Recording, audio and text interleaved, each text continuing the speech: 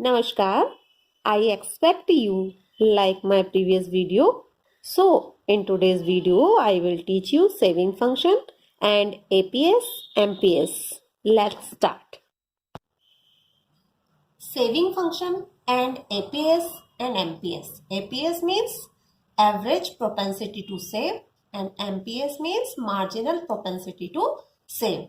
अब saving function में सबसे पहले हम देखेंगे सेविंग, बचत मीन्स इनकम का जितना पार्ट हम क्या करते हैं बचत के रूप में रखते हैं वो हमारी सेविंग या बचत कहलाती है. Saving is defined as the difference between disposable income and consumption.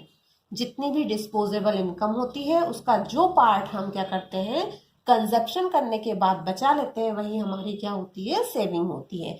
या इसको हिंदी में ऐसे देख सकते हैं व्यय योग्य आय और उपभोग के बीच का अंतर बचत है. Means S equal Y D minus C या S equal Y minus C. Saving function. अब यहाँ पर जब हम सेविंग फंक्शन की बात करते हैं तो रिलेशन की बात करते हैं. फंक्शन से मीन्स होता है किन दो वेरिएबल्स के बीच हम रिलेशन बता रहे हैं. तो यहाँ पर saving functions means the relationship between saving and income is called saving function या प्रोपेंसिटी टू सेव. बचत और आय के बीच के संबंध को बचत की प्रवृत्ति या बचत फलन कहते हैं. यहाँ पर S equal F Y means बचत किसका फलन है इनकम का. यहाँ पर टू वेरिएबल है y एंड s. y मतलब इनकम जो है वो इंडिपेंडेंट वेरिएबल है एंड s सेविंग जो है वो डिपेंडेंट वेरिएबल है. मीन्स ये किस पर डिपेंड कर रही है y पर. इनकम जैसे जैसे इंक्रीज होगी सेविंग भी क्या होगी इंक्रीज होती जाएगी. क्यों? क्योंकि जब इनकम इंक्रीज होती है तो हमने देखा था कि कंजम्पशन भी इंक्रीज होता है. मतलब कि इनकम का पार्ट हम ज्यादा कंज्यूम करने लगते हैं. लेकिन फिर धीरे धीरे और इनकम बढ़ती है तो कंजम्पशन इनकम की तुलना में क्या हो जाता है कम हो जाता है. मीन्स उसका वो पार्ट कहाँ जा रहा है सेविंग में जा रहा है. मीन्स कंज्यूम करने के बाद जितना बच रहा है वो पार्ट कहाँ जा रहा है सेविंग में जा रहा है. तो वो क्या कहलाएगा आपका सेविंग फंक्शन जो किस पर डिपेंड है इनकम पर. इसे हम एक टेबल से समझते हैं इनकम कंजम्पशन सेविंग. अब यहाँ पर धीरे धीरे इनकम क्या हो रही है इंक्रीज हो रही है और कंजम्पशन भी क्या हो रहा है इंक्रीज हो रहा है. ठीक है. लेकिन जब हम सेविंग की बात करते हैं तो जब हमारी इनकम जीरो थी तो कंजम्पशन कुछ ना कुछ था लेकिन हमारी सेविंग क्या थी -20. मीन्स हम जब सेविंग निकाल रहे हैं तो सेविंग को कैसे निकाल रहे हैं सेविंग को इनकम में से हम कंजम्पशन को माइनस कर दे रहे हैं. तो हमारी इनकम क्या है जीरो है तो हमने इनकम में से कंजम्पशन माइनस किया तो क्या हो गया हमारा -20 हुई. ठीक है. फिर इसके बाद इनकम बढ़ गई 60 कंजम्पशन हमारा 10 इंक्रीज हो गया लेकिन सेविंग कितनी हुई -10. फिर यहाँ पर इनकम 120 कंजम्पशन 120 मतलब कि दोनों इक्वल है कंजम्पशन और इनकम. इसीलिए सेविंग हमारी यहाँ पर क्या है जीरो है.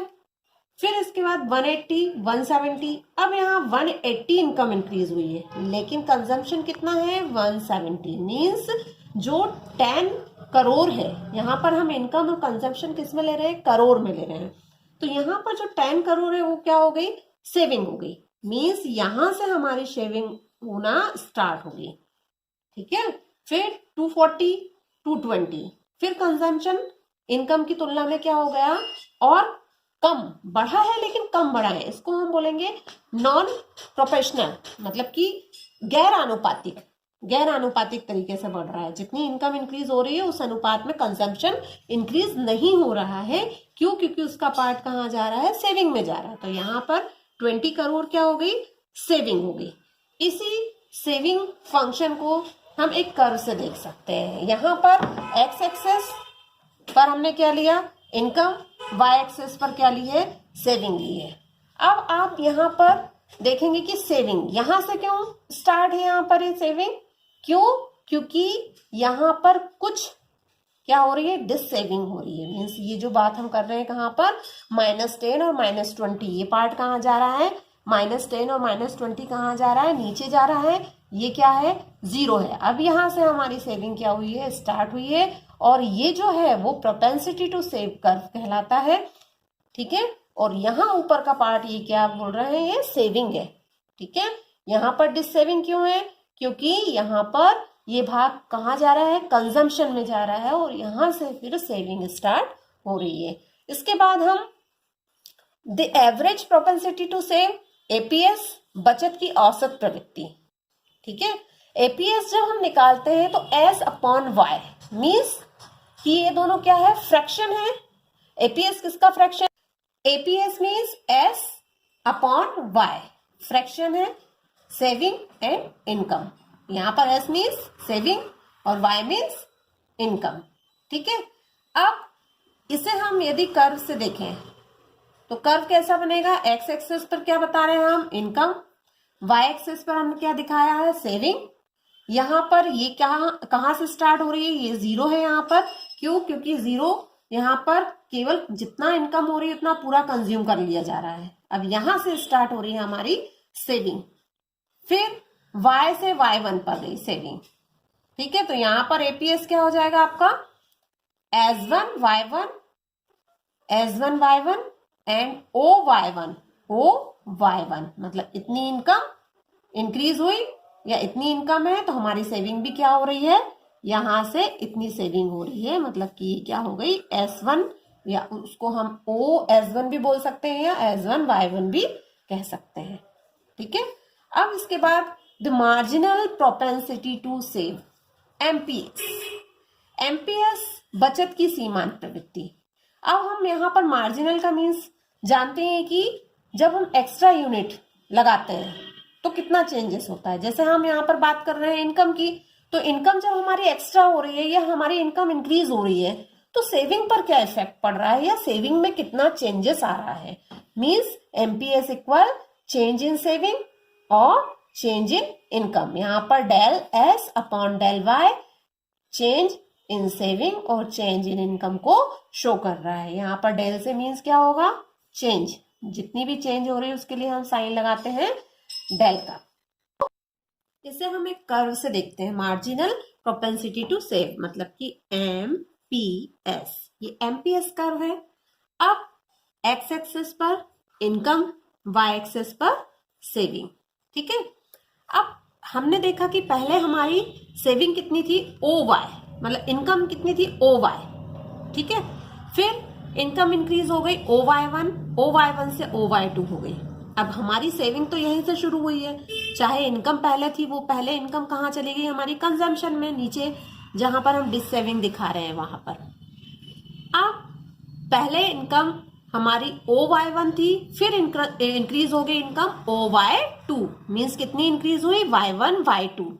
जैसे हम क्या बोलेंगे, डेल Y, मतलब हमारी इनकम कितनी इंक्रीज हुई, इतनी इंक्रीज हुई। अब जब इनकम इतनी इंक्रीज हुई तो उसके अनुसार सेविंग हमारी कितनी इंक्रीज हुई, डेल S, मीन्स पहले सेविंग कितनी थी, OS1, फिर कितनी हो गई, OS2, मतलब ये जो पार्ट है ये क्या कहलाएगा, हमारा सेविंग कहलाएगा। यदि हम इसे देखें तो MPS equal del S upon del Y, del S यहां पर क्या होगा, OS2 minus OS1, OS2 present saving, OS1 previous saving.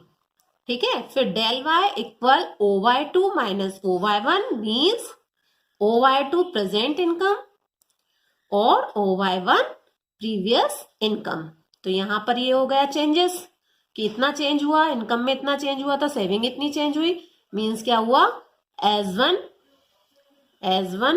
और S2 अपॉन Y1 और Y2, del S upon del Y, ये हमारी क्या हो गई, एमपीएस। अब यदि हम देखें तो जो हमारा एमपीसी था, मतलब मार्जिनल प्रोपेंसिटी टू कंज्यूम और marginal average propensity to consume, यदि हमें एमपीएस निकालना है और हमें एमपीसी दी हुई है, मतलब कि कंजम्पशन दिया हुआ है, तब भी हम क्या निकाल सकते हैं, एमपीएस को निकाल सकते हैं। मतलब एमपीएस इक्वल 1 माइनस एमपीसी, तो हम एमपीएस निकाल सकते हैं। ऐसे यदि हमें एवरेज प्रोपेंसिटी टू सेव निकालना है तो 1 minus average propensity to consume, मतलब कि 1 में से यदि हम एपीसी को माइनस कर देंगे तो हमारी एपीएस निकल आएगी। मतलब कि यदि कंजम्पशन दिया हुआ है तो हम सेविंग क्या कर सकते हैं, निकाल सकते हैं। ये आज का हमारा टॉपिक था, APS, MPS and saving function. मैं आशा करती हूँ आप लोगों को बहुत अच्छे से समझ में आया होगा। Thank you.